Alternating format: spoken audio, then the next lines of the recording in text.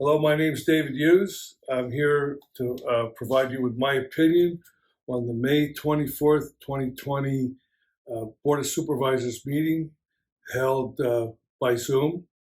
I will post the Zoom meeting on my website with some timestamps relevant to the particular areas that I'm going to talk about tonight. Also, I'm going to title this opinion piece and this night as the Monday evening confessional, because we've got some serious confessions by our supervisors, and we also have some serious allegations from the township chairman of the board, who's also the incumbent running for re-election for 6 years. And think about that if you're going to vote this guy in for 6 years compared to myself. This is going to be a one-take discussion on my opinion, so if I make some mistakes or I stutter or I reverse around, please forgive me. But this was a very interesting night. It was like watching a soap opera, actually. And what I want to do is I'm only going to talk about one agenda item. And that agenda item is about opening up the meetings to the public. The primary people that discussed that were Lori Getz and Jeff Bartlett. Some of the supervisors chimed in with their comments, and it was all pretty much the same. To summarize it, it was excuses, excuses, excuses. And so the mandates have been lifted. The meeting simply should have been opened up, period. We didn't have it started 10 minutes into the meeting. It ended 22 minutes later. Very long-winded discussion over not a lot of stuff. So I think that we were being presented with excuses, and my take on this was listening to especially our township manager, who we pay $120,000 a year to. He's the highest paid township manager in Berks County. And I can tell you, if he worked for me and if you elect me in November, he will be working for me. I can tell you one thing: I will stop the excuses, and Mr. Bartlett will be expected to bring me solutions. I'm going to say that again. I will stop the excuses, and Mr. Bartlett will be required to bring me solutions. That's the way we want to work. And that's the way he's going to earn $120,000 a year if he wants to keep his job. So what's got me all riled up about this meeting open to the public? Well, they chose the smallest possible venue to open up to public meetings. It's the old meeting room that we had. It's windowless. There's no airflow. It's cramped in. And they claim they're going to put 20 people in there, okay? Well, that's kind of crazy, because before COVID, we were experiencing a heavy volume of people attending these meetings. They were out in the hallways. So we knew we had to have a new venue. And they held it at the Running Country Club a couple times, which seemed to work pretty good. They had some audio problems, which here it is over a year later, they should have been able to fix that. Not only should they have been prepared for the public address system, but they should have been able to determine a larger venue for the public, a more comfortable venue. It's not very comfortable in that stuffy room if the meetings go on for any considerable amount of time. And there's no excuse. We've reminded them on several occasions, asked them to prepare for when we open it up, and they didn't do it.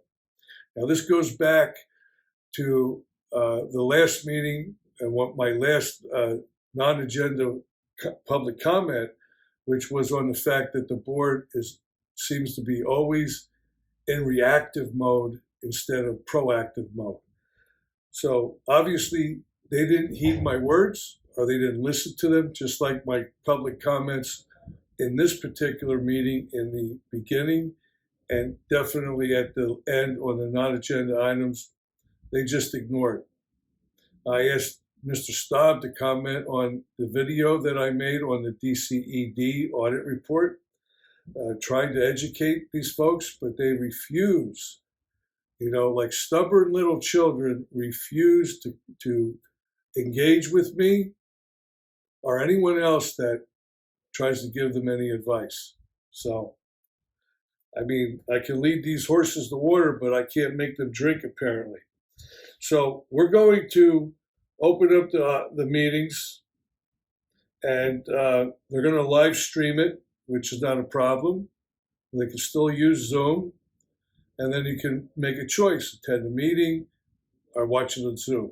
I want to ask all of you who support me, who want me to continue doing what I'm doing, I want you to come out to the meeting on June 14th. Bring your body out there. Sign up to make a comment. Even if that comment is, gentlemen and lady, I don't like the way you're managing our township. Or if you really want to stick it to them, just say, I'm voting for David Hughes in November. But I need 100 people at this meeting if you can make it. Let's see if our community can get 100 people out there. And I want you to see this terrible meeting space they thought is adequate for us. We are a township with about $100 million in assets. We've got $50-60 million in cash. We have at least 27,000 people in this township, and they give us a meeting room where only 20 people can fit. I don't know about you, but I feel kind of insulted about that. They should treat us all better. Even if you don't like me, I'm still a private citizen. I haven't been elected to any position yet. So, Bartlett, I think, as you listen to him in this video meeting, I think he demonstrates his inexperience, his lack of knowledge on the history of the meetings in the township, and his total ignorance of technology, claiming $28,000 to broadcast up at the Reading Country Club. No way. Jerry Galtere will support what I say. There are techniques and there are equipment that we can use that will broadcast these meetings much, much less than $28,000. In fact, Mr. Galtere has the equipment and he's willing to allow the township to use it for this purpose. How much better can that be? Zero cost, right? But you can't talk to these people. In fact, you'll see later on, Mr. Galtere attacks both Jerry and myself, and I'll talk about that in more depth. So 20 seats, and Mr. Speece asked the question, well, what if 21 people show up, 22 people show up? Do we have a lottery? No, Mr. Speece. You've been on the board long enough to know that you cannot turn away residents that come to this meeting. That's why you have to develop a venue that can handle the number of people that might show up. You do it now because you try to limit the people and discourage the residents from showing up at these meetings because there's no seats and there's no room. If 100 people show up at this meeting, all right, on the 14th, on June 14th, they will have to stop the meeting and either move it somewhere where everyone can go, or they're going to have to reset the meeting for another day. That's how it will work. So that's why I want everyone out there. Let's show them that you are concerned about this township and you want this nonsense to stop. Very, very poor planning on the township manager, extremely poor planning by our township supervisors. This should have been prepared and a plan should have been ready for the day that they opened up to the public. But it's clear, no one was working on this. So I think that, they also said Mr. Bartlett said that they welcome us to make comments or complaints to the township. Really? Well, you'll hear Mr. Galtere tear us up, myself and Mr. Galef, because we've been making complaints. And I don't call them complaints. I think what we're doing is we are holding these people accountable for what they're doing.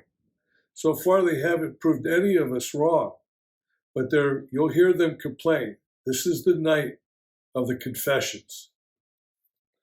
So be prepared when you come to that meeting. So now what I want to do is I want to go and I'm just going to focus on the supervisors' reports. This is an area that's usually buried in the meeting. It's near the end. Actually, it's the last thing they do before they adjourn.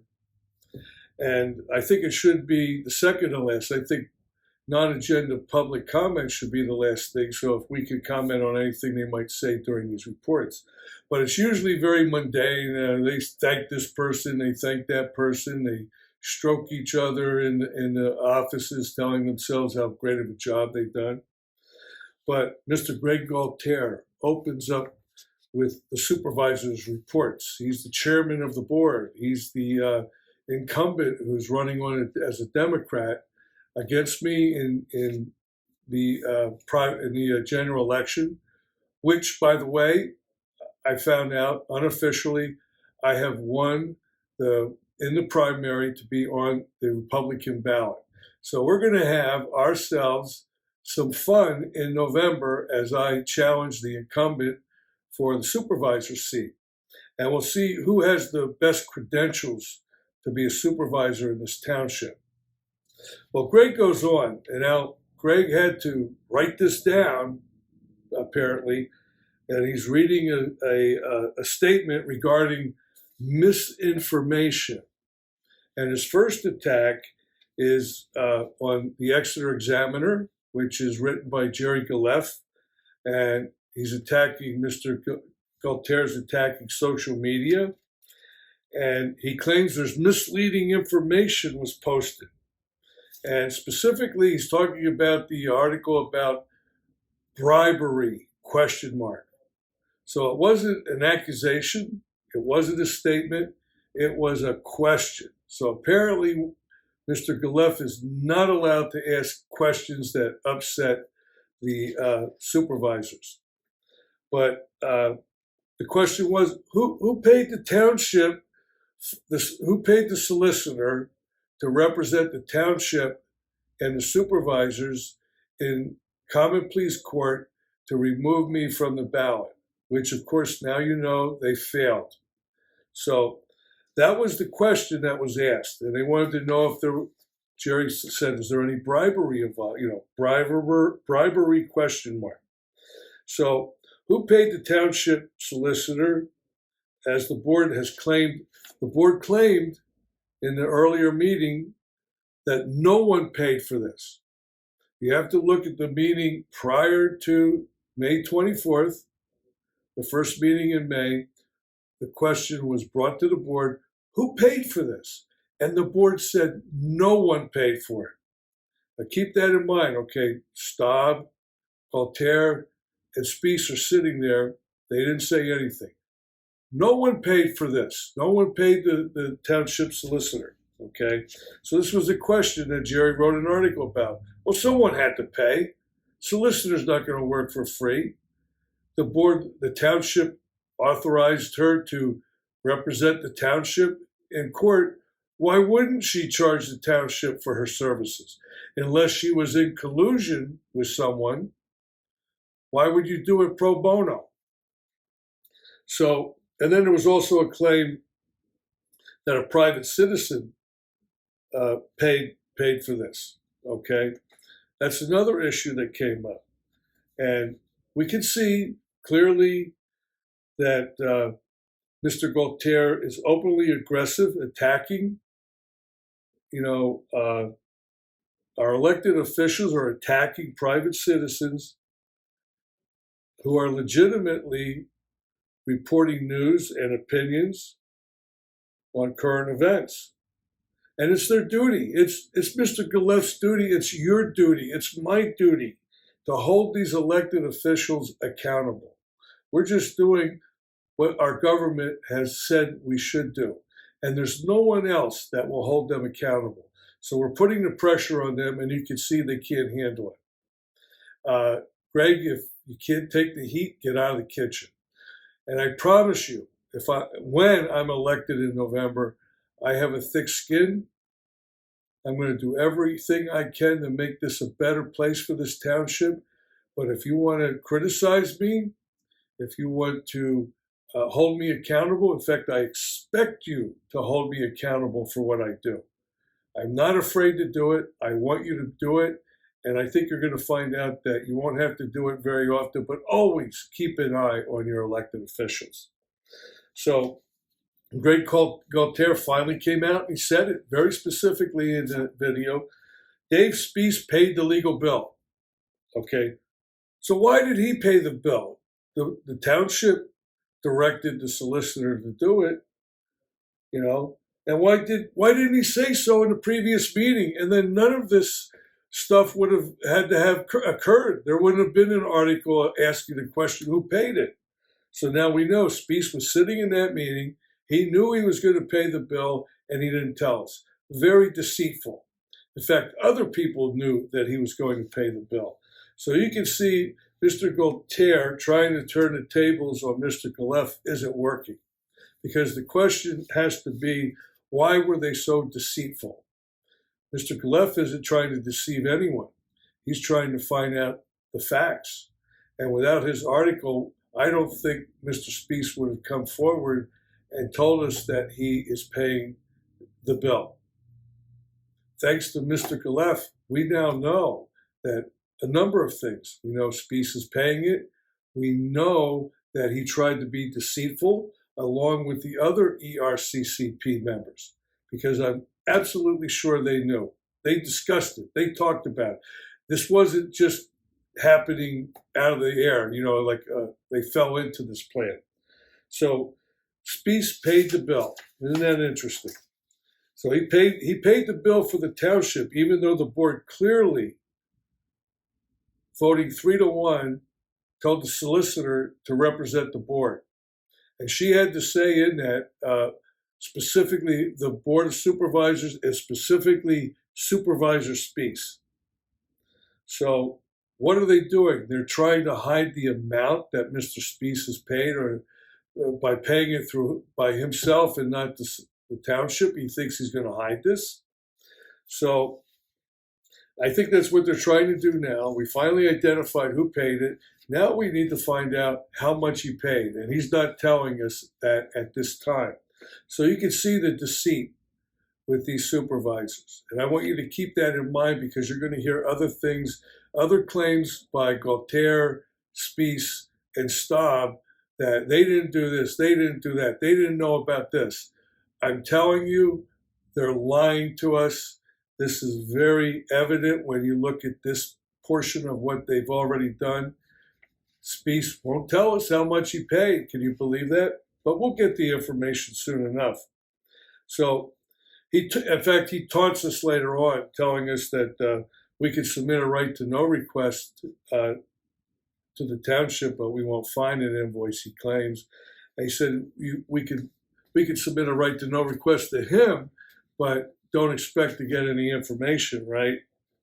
So he went on, Galtere wasn't finished. He went on to claim that Jerry is posing as a journalist without any credentials. Okay?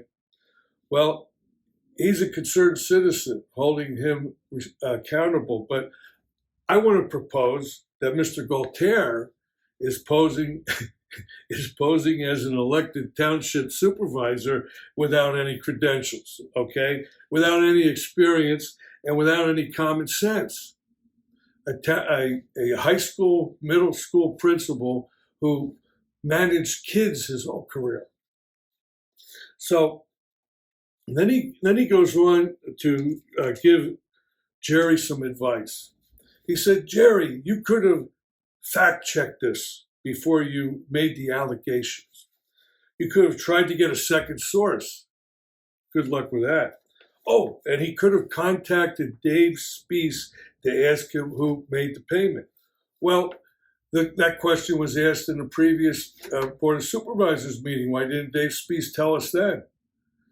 You know, I think that this is all made up to try to make Mr. Galef look bad, but he did contact the supervisor and ask them these questions.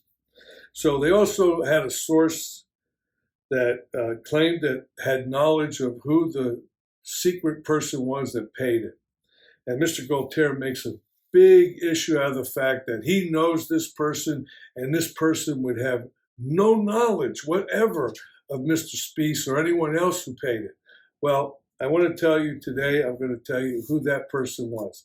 His name is Don Handley. He is currently the president of the ERCCP. Now, these three guys on our board, Galtere, Speece, and Staub, are members of the ERCCP. Even though you'll hear them deny they have any involvement, don't you believe it?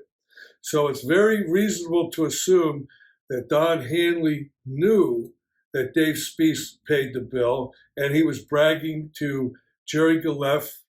Shouldn't have said a word about it, but he was bragging to Jerry Galef that he knew the private individual who paid the bill.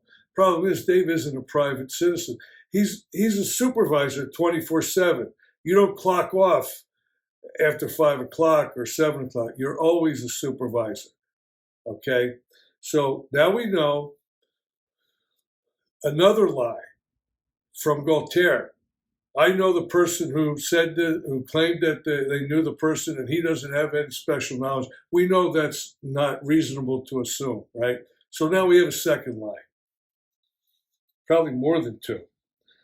So, I mean, it just keeps getting better and better. So all these advices to Mr. Galef, and he tried to pursue and get the answer. You'll find Mr. Galef a very fair person when he writes an article. He'll give everyone a chance to state their position, unlike some of the other people that have been attacking me. So to summarize this, they have concealed the amount of the payment, and they tried to conceal who made the payment. And then they tried to lie about this person who gave Mr. Galef information that he claims they shouldn't have known, but we know now who that person was. So then Mr. Galtere changes direction and starts attacking me. And he claims that I misinformed the public about the DCED report. Well, listen, I can tell you that the people that are misleading and misinforming the DCED and the public are our very own supervisors and the finance director and the manager, simply because they can't read and comprehend Section 904. It's not that complicated, but it's very clear what it says. And so what they're proposing is that it's okay to provide unaudited economic information to DCED. And the DCED representatives do not understand what they're doing and what they're getting. In fact, they've cut me off. They won't talk to me. They won't answer my emails. They won't answer my phone calls.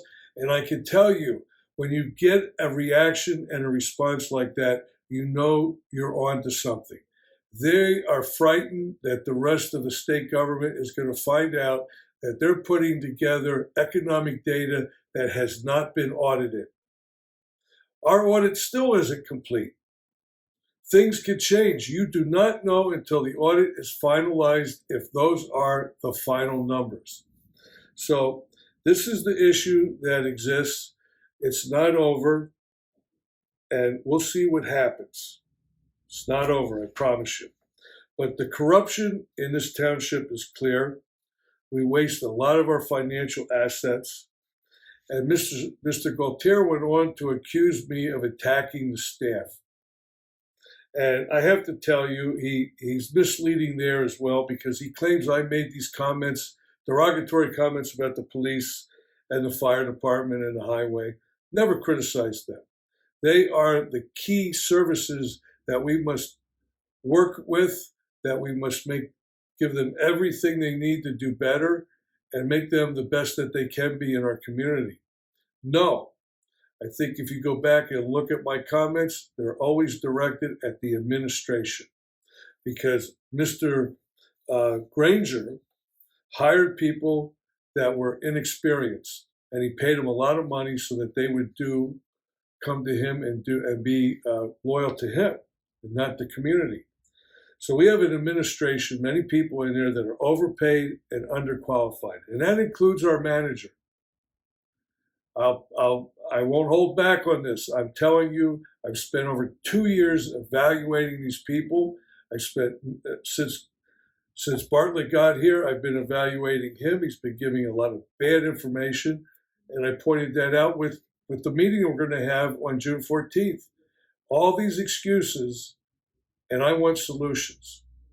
Is that too much to ask for someone who's getting $120,000 of your tax money a year and benefits? So, in my opinion, is it made without facts? We do have facts to support this. For example, our finance director claimed that in 2020 we would have a $3.8 million surplus in our budget. Well, that didn't materialize. Now, maybe COVID had something to do with it, but it ended up it had to be supplemented with sewer fund money to like $1.7 million. That's no budget surplus when we had to add money to it. And then they published on April 14th a unbalanced balance sheet. For me, as a finance accounting person, this is really, really bad. We had 10 or 11 other townships that published their balance sheets. They all balanced, not our balance sheet. It did not balance. And it's a basic accounting equation. Assets equal liabilities and equity. Very simple. They couldn't even make that balance. Also, there's confusion with what an audit is. They do not understand what they're talking about, and I'm not going to give up until everyone gets it, and they will eventually. Also, look at this $1.7 million of accounts receivable. Now, a lot of people today in our government are not responsible for that, but they're responsible for some of it. I know Speece is. He was on the board while this was building up. How could we allow accounts receivable to age out to 3 to 4 to 5 years without making every effort to collect it? It's just totally irresponsible, and it shows me that our administration is not managing the business of our township. It has to stop. And when you elect me in November and I take that seat in January, we will start fixing these things. I promise you. So that's about the end of there's other things like vendor payment errors, which I haven't really reported to any of you, but there are errors in paying the vendor. I know one vendor, they've paid twice. As far as I know, they haven't indicated that they've ever gone back to get that second payment back. So that's the end of what I have to say about Greg Galtere and his diatribe. Michelle Kircher brought out some good points in her report. Apparently, the supervisors aren't getting a summary of the bids for when they put something out to bid. She said that she'd like to have it provided to the supervisors, and Mr. Bartlett stumbled around with a couple ums and finally said, yeah, we'll do that.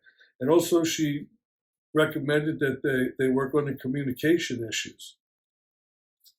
We need to know more about that. Then we had Jack Pieho's report, and he just said he was interested in the boot camp for new supervisors. And then we get to Mr. Staub, who suggests that we have an RFP for a restaurant at the Reading Country Club. Can you believe this? What is it? It's been closed for 3 years or more, and they're just now talking about doing a request for professional services for the restaurant? What have they been doing? This is ridiculous. This is one of our finest assets, and they let it sit there dormant. When you don't use something like a home or a building, it starts to rot. And these guys, we have to hold them accountable for this. Some way, somehow, I'm going to get these previous supervisors and I'm going to put them on in some kind, they're going to have to respond to us. Why did they do this? And maybe we could get some money back. But this is ridiculous. Only now Joe suggests that we create an RFP. Well, isn't that great of them, you know? But at least I have to give them credit. Now they're starting to be proactive in that area. But then he goes on to social media. Oh, the bribery question mark. Remember we talked about that earlier? Well, apparently Joe had to self-report himself to his president. But his president took it as just a joke. No big deal. Knew it didn't have anything to do with him. So, but then I think the key moment during his meeting, his supervisor's report, he talks about the ERCCP. And he admits that he was the president. And that he resigned as the president when he started running for office. But I can tell you that that's not true. And I'll start presenting the facts of this lie in a later video. But he was still the president when he ran in the primary, and we have evidence he was still the president at least up to the beginning of the general election. Now, they're not going to provide us, and I wouldn't trust it, any proof that he resigned before that. But he claims the ERCCP has no influence over the township. Again, if I was allowing myself to laugh uncontrollably, I would be on the floor in stitches, because this is another bold and outlandish lie. He might have reserved from the presidency because we know Don Hanley's the president, but Mr. Staub is still influential in this organization. He admitted that he has nothing to do with the ERCCP, though, except to write checks. So what the heck does that mean?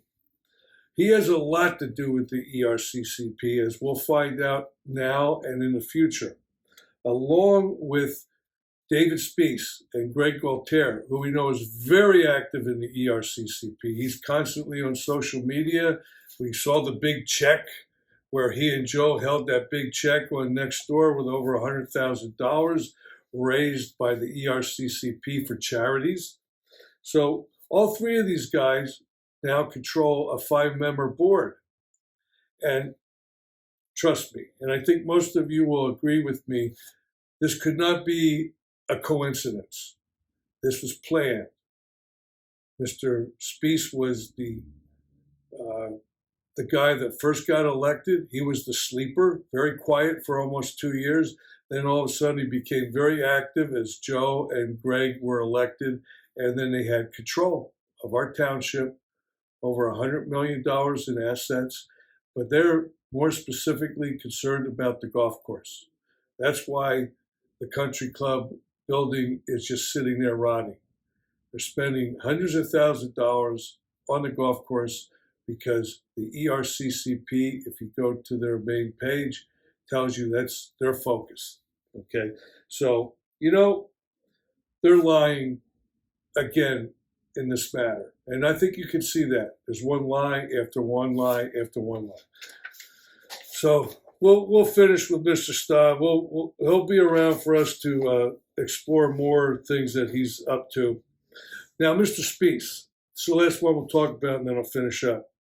He admits initiating the ballot petition to challenge me.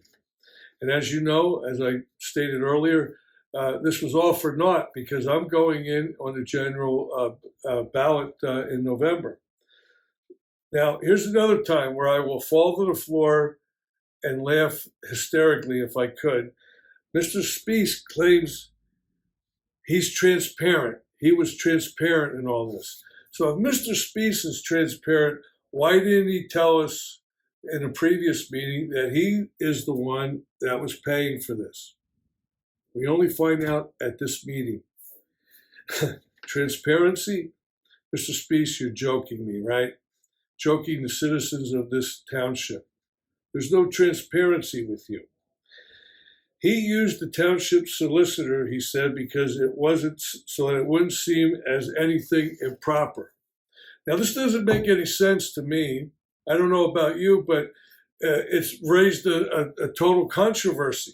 It's done exactly the opposite of what he wanted. Now, Mr. Speece is a chemist, and I don't know, maybe he's been around chemicals too much. I have no idea why he would make a statement that he says he used the township solicitor so it wasn't seen as anything improper. What he should have done, since he claims he paid it himself, he should have got an independent attorney to represent him in the Court of Common Pleas, and there wouldn't be any issues right now. There wouldn't be any need to lie and cover up what you were doing. So, and then he makes a comment, if we're going to take legal action, we want to set a limit. Well, I don't understand what that means either. You'll hear him say this. Was there a limit on the over $1 million that we spent in legal fees when you kicked Viva out? You know, once you start a lawsuit, you can never control the cost. You don't know what it's going to cost. You can have maybe an idea, but you never know the end of the bill. So he claims he initiated the process and that he ended the process. He did initiate the process, but the Court of Common Pleas ended the process. And he also says that the only invoice is from the law firm. He paid that invoice and no one else has a copy. He made that very clear.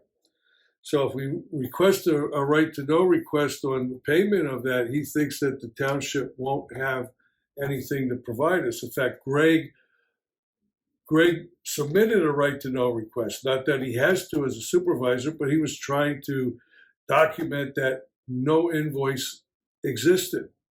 Maybe it did not exist at that time, but there is an invoice. And so Dave says that unless you file a right to know request with him, you won't have any chance of seeing that invoice. And of course, he's going to say he's a private citizen and he's going to deny your request. But I want everyone to know I just submitted yesterday a right to know request to the township for a copy of the invoice from the solicitor. And this is a public record because the township supervisors voted to authorize the solicitor to represent them in the Common Pleas Court. Now, if someone else volunteered to pay that bill, which, you know, I can't imagine why someone would do that when we have all this money, but apparently Mr. Speece felt it magnanimous and he wanted to pay the bill. But it is a public record. I'm convinced it's a public record. Now they've admitted. So this is interesting because Greg Galtere requested the invoice. They claimed they didn't have one. They denied him. But yet there's an invoice from our solicitor that apparently went directly to David Speece. So that solicitor needs to provide us with a copy of that invoice. We'll see if they deny my request. And then if they do, I'll just appeal it to the Office of Open Records. And we'll see if the Office of Open Records sides with me and my contention that that is a public record. I want to thank you for listening to my opinion piece tonight. I will document, timestamp the areas in the meeting that are pertinent to what I discussed tonight. Please see me on June 14th at the first open meeting of Exeter Township Supervisors. Thanks again.